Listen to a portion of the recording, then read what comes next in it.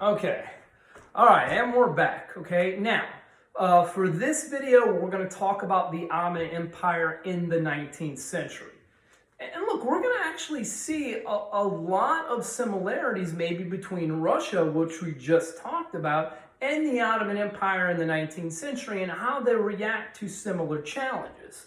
Okay, now let's start at the beginning of the 19th century with the Ottoman Empire. Okay. This is not the Ottoman Empire of the 16th century, okay? You know, in the 19th century, the Ottoman Empire is starting to go into serious decline. Now, on the map, on paper, it's like, well, look at all this area they've got. They must be pretty strong. But you have to understand, there is a lot of internal problems and internal weaknesses in the Ottoman Empire. And like we've talked about before, when you have external or you have internal problems, it just invites external problems. And look, vice versa too. External problems just causes more internal problems. And the Ottoman Empire is going to go through that, and we're going to see how they react to that as well, okay, and what they do, okay? Now, first things first, let's talk about a guy we've already talked a little bit about, Muhammad Ali.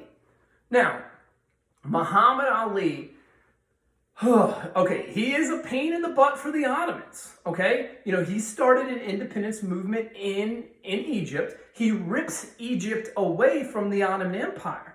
And Egypt is a very important area in the Ottoman Empire.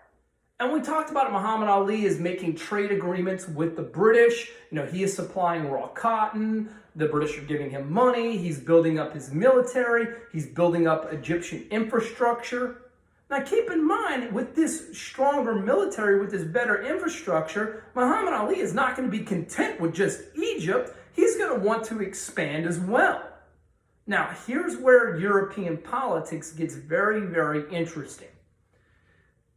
If there was nobody to help, maybe Muhammad Ali, who wanted, Palestine, he wanted Syria, maybe he could have gotten it. Because arguably in the early 19th century, the Ottomans are not strong. But the other European powers don't want him to have it. You know, they don't want another major player in European politics or dealing with European business. They know the Ottomans. They know the Ottomans are weak. They don't want somebody else to get stronger. So we're going to see very interestingly enough, that the British and the French are going to help the Ottomans hold off Muhammad Ali.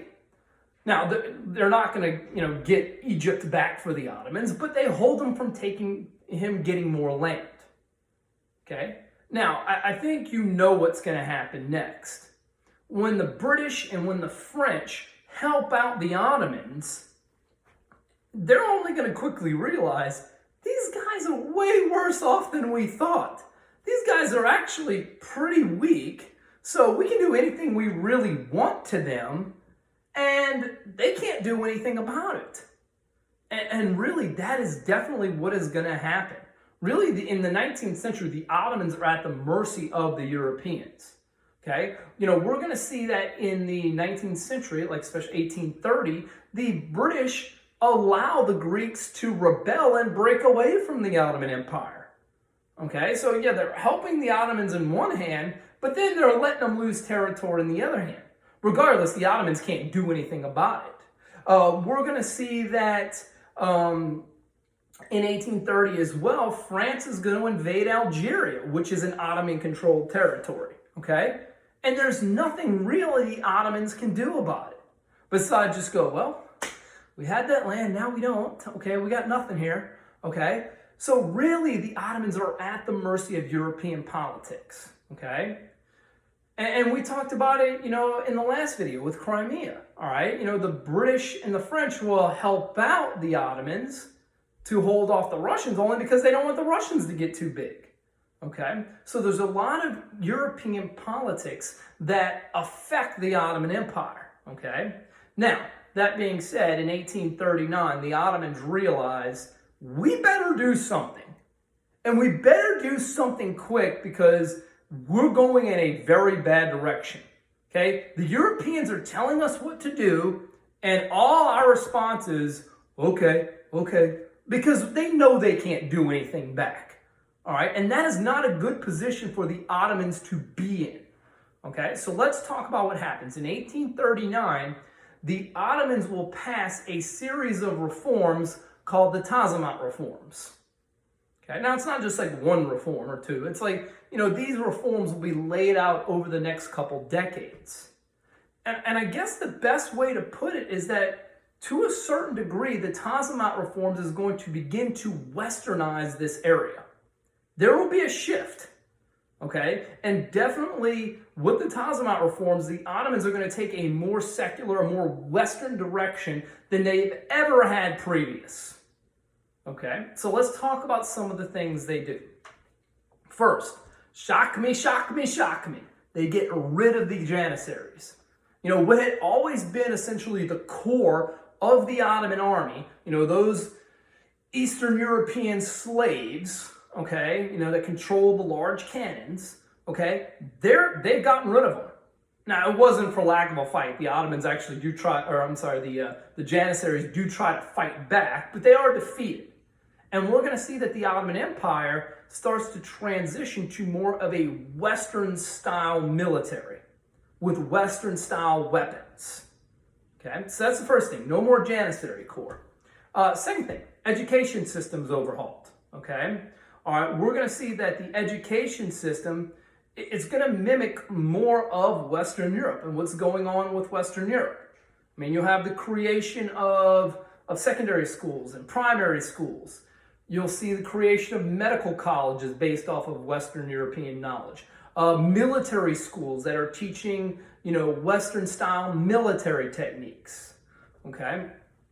We're going to see that the aristocracy, the elite, the upper class in the Ottoman Empire, they start traveling more to Western Europe. And of course, when they're traveling more and more to Western Europe, they're bringing back culturally a lot of the ideas of Western Europe.